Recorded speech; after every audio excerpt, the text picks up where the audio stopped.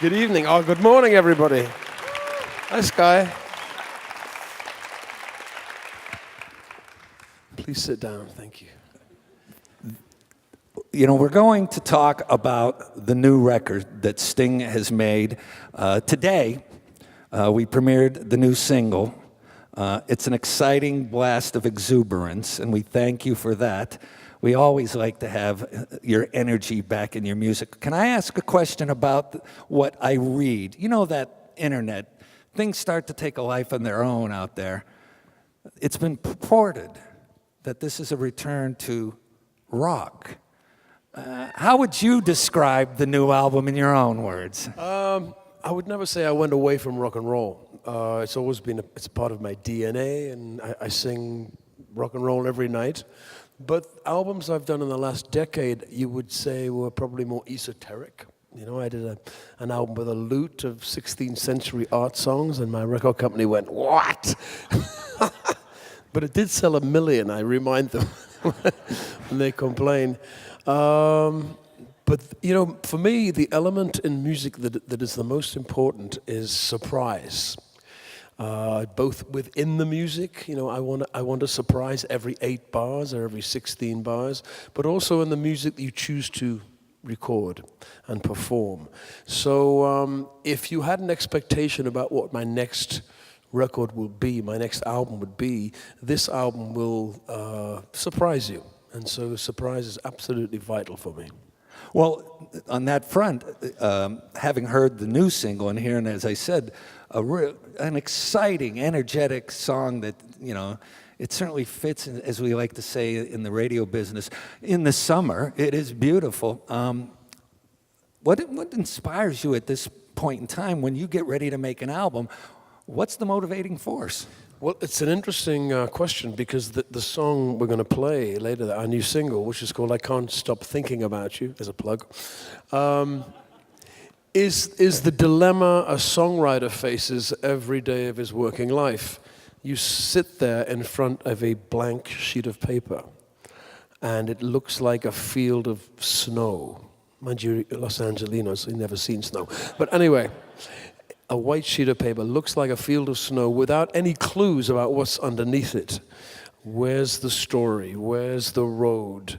Where's the inspiration? Where's the muse? And this is a song about trying to find an obsessive search for inspiration. And I wrote this song in my backyard in New York. And I deliberately locked myself out of the house in a freezing February day, and I would not let myself back in the house unless I'd finished the song. So it has a lot of cold imagery, freezing cold writing this song. But I think it does encapsulate that dilemma we face as writers of any kind. How do you find inspiration? There's another song on a record that we've had early, a little bit of notification on it, and that's a song called 50,000 that apparently that had a certain resonance in your heart. Can you comment on that and what that meant to you? Well, like all of us, I was deeply shocked by the unexpected death of David Bowie, who was a friend of Prince, of Glenn Frey, of Lemmy from Motorhead, a dear friend of mine, Alan Rickman, who wasn't a rock star but a great actor. And I think when cultural icons die, all of us are in a state of shock because it reminds us of our own mortality. Because we tend to think, erroneously so, that when you're a superstar, when you're an icon, somehow you're immortal.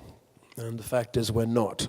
So in the song I address that issue as a singer myself, as someone who's been in front of hundreds of thousands of people singing my song back to me, how that heady feeling, that intoxicating feeling, and then the contrast with being alone and a few hours later, completely alone.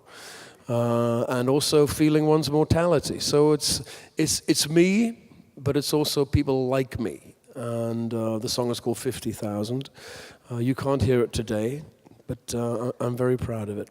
Well, you will be able to hear it. It will be coming out soon. It is on pre-order now. The album, 57th and 9th, named after the studio that Sting recorded the record, is available on pre-order. And as I told Sting earlier, at KCSN, first we suggest, then we remind. But with you and this great opportunity, I insist that you acquire the new record. Now, what? And all your friends. And by the way, Sting will be checking back with me to make sure that everyone on the list got a copy of the record. I'm counting right now. We'll be taking head count later. One last thing before I let you go. We had your daughter, Elliot Sumner, in to do a live session. She has a wonderful new album. And you're a proud papa, yes? Would that be a fair statement? Intensely proud. I have 6 children. Coco, we call her Coco at home. She's Elliot in the world, but she's the youngest of my daughters. And the most like me, I think. Well, to that end, she was most proud. She was playing a bass that apparently you had bequeathed to her, and she was quite proud, and I wanted to share that with you because she truly held it and said, Dad really broke this one in for me. She stole it off me, actually. So where's that bass? Oh, I see her on TV with my bass. Well, that brings me to my last question. Do you still play bass? I still breathe. Okay, I still bathe. Yeah, of course I still play the bass. Okay, well, would you mind strapping on a bass and playing strap a few on a songs bass for us? anytime. Thank you. Will you please rise and give a most deserved welcome to Sting?